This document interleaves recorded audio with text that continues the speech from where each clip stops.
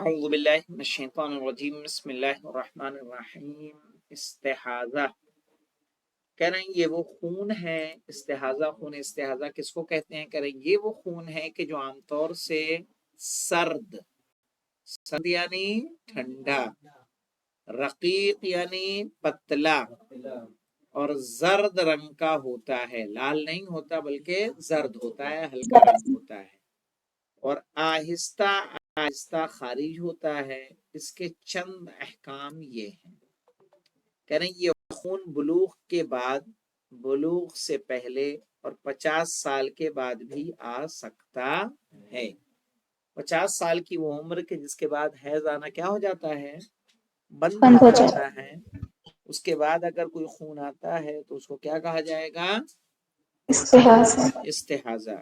اسی طرح جب لڑکی بالغ ہوتی ہے تو بلوغ کی عمر کیا ہوتی ہے؟ 9 سال، لیکن عموماً 9 سال میں حیض کا آنا شروع نہیں ہوتا، 12 سال، 13 سال، 14 سال، صحیح ہے، اس عمر میں آتا ہے۔ ایسے میں اگر اس سے پہلے خون آ رہا ہے کوئی، اس کو بھی کیا کہا جائے گا؟ استحاضہ۔ یا تو زخم کا ہوگا، اگر کوئی زخم نہیں ہے، کوئی اور علت نہیں ہے، تو وہ کس میں جائے گا؟ استحاضہ میں۔ اب اس کے بعد دیکھیں، کہہ رہے ہیں اس کے کم اور زیادہ کی کوئی حد نہیں ہے، کتنا ہو سکتا ہے یہ نہیں ہے، بلکہ 2 استحاضوں کے درمیان کا فاصلہ بھی معین نہیں ہے۔ عورت کی شرمگاہ سے نکلنے والا خون اگر حیض و نفاس، زخم کا خون یعنی کوئی اگر انجری ہو گئی ہے، کوئی اور عملیہ ہوا ہے، کوئی اور کام اس نے کیا ہے ایسا کہ میڈیکل کچھ ٹریٹمنٹ ہو رہا ہے، اس سے بلڈ آ رہا ہے، یا بکارت نہیں ہے۔ خون بکارت کہتے ہیں کہ جب عورت شادی کے بعد پہلی بار رشتے کو قائم کرتی ہے تو جو خون نکلتا ہے اسے کیا کہتے ہیں؟ خون بکارت۔ تو اس کو استحاضہ ہی کہا جائے گا۔ کیا مطلب؟ یاد رکھیں، اگر عورت کی اندام نہانی سے خون خارج ہو رہا ہے اور وہ حیض نہیں ہے، حیض کیا ہے کہ بالغ کے بعد آئے گا، 50 سال کے بیچ میں آئے گا، اس کی مدت معین ہوگی، علامت آپ کو بتا دی گئی۔ نفاس کب آئے گا پتا ہے؟ بچے کی ولادت کے بعد۔ اب نہ حیض ہے نہ نفاس ہے، کوئی انجری بھی نہیں ہے، کوئی زخم بھی نہیں ہے، شادی بھی ابھی نہیں ہوئی ہے کہ وہ خون بکارت قرار پائے، ایسے میں جو خون آ رہا ہے اسے کیا کہا جائے گا؟ خون استحاضہ کہا جائے گا۔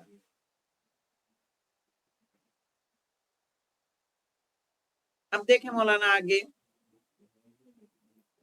استحاضہ کی 3 قسمیں ہیں۔ استحاضہ قلیلہ، الف کون سا ہے؟ قلیلہ۔ قلیل معنی کیا ہوتا ہے؟ کم، تھوڑا۔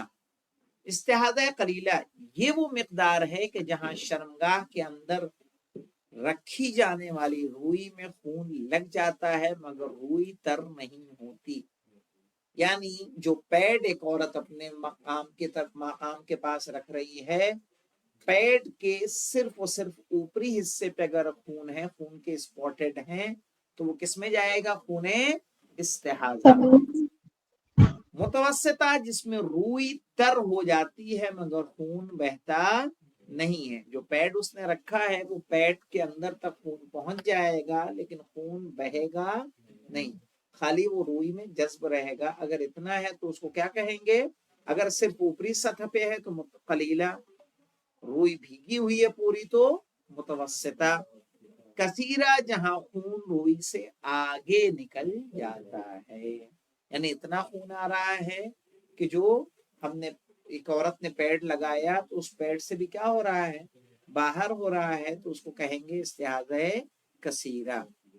استحاضہ قلیلہ کا حکم پیشاب جیسا ہے کہ اس سے وضو ٹوٹ جاتا ہے اور ہر نماز کے لیے الگ الگ وضو کرنا واجب ہے، بلکہ نماز سے پہلے شرمگاہ کا دھونا اور روئی کا بدل دینا بھی ضروری ہے۔ کیا کیا کرے گی وہ؟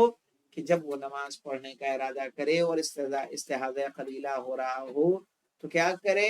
کرے یہ کہ اپنے مقام کو پاک کرے، پیڈ کو چینج کرے اور وضو کرے، اور وضو کر کے وہ عام عورتوں کی طرح ہو جائے گی اور نماز پڑھ سکتی ہے۔ متوسطہ کا حکم بھی یہی ہے، صرف اسے نماز صبح کے لیے ایک غسل بھی کرنا پڑے گا۔ کیا کرنا پڑے گا؟ اگر استحاضہ متوسطہ ہے، یعنی اتنا آ رہا ہے کہ پیٹ بھیگ جا رہا ہے پوری طرح سے، اب ایسے میں وہ کیا کرے گی؟ ایسے میں اسے کرنا ہے کہ نماز صبح سے پہلے ایک غسل کرے گی۔ باقی تینوں کام جو پہلے کیے ہیں، پیڈ کا بدلنا، اس جگہ کا پاک کرنا، پیڈ کا بدلنا اور وضو کرنا، تو نماز صبح سے پہلے غسل کرے، پیڈ بدلے، اس جگہ کو دھوئے اور پھر وضو کرے اور اس کی نماز صحیح ہوگی۔ نماز ظہر اور عصر سے پہلے کیا کرے گی؟ کہا وہی کرے گی، پیڈ بدلے گی، اس جگہ کو پاک کرے گی اور وضو کرے گی۔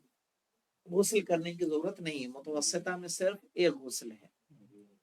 لیکن کثیرہ میں قلیلہ کے احکام کے علاوہ ایک غسل نماز صبح کے لیے، ایک نماز ظہرین کے لیے اور ایک مغربین کے لیے ضروری ہے۔